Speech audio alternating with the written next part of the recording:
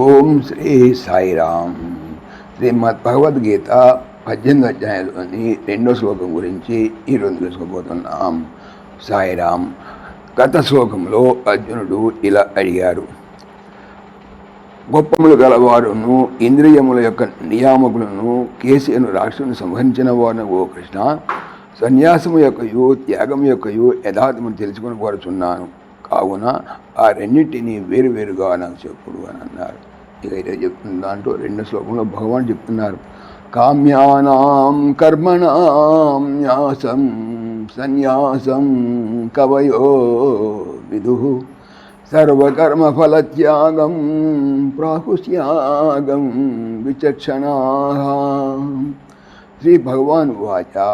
శ్రీ భగవంతుడు పలికెను: కామ్యానాం ఫలమును కోరి చేయబడు, కర్మణాం కర్మముల యొక్క న్యాసం వదలుటను, సన్యాసం సన్యాసముగా, కవయః పండితులు, విదుః తెలుసుకొనుచున్నారు, సర్వం కర్మఫల త్యాగం సమస్త కర్మముల యొక్కయు ఫలమును త్యజించుటను, త్యాగం త్యాగముగా, విచక్షణాః పండితులు లేదా విద్వాంసులు, ప్రాహుః చెప్పుదురు.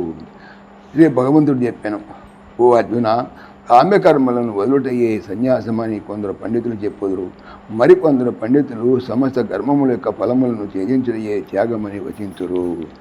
గీత యందు సన్యాసమనగా సమస్తమును త్యజించి అడవులకు పోవటాన్ని చెప్పబడలేదు. కామ్యకర్మలను త్యజించుటయే సన్యాసమని చెప్పబడినది. అనగా ఇటు సన్యాసమును గృహస్థులు కూడా ఆచరించవచ్చు అన్నమాట.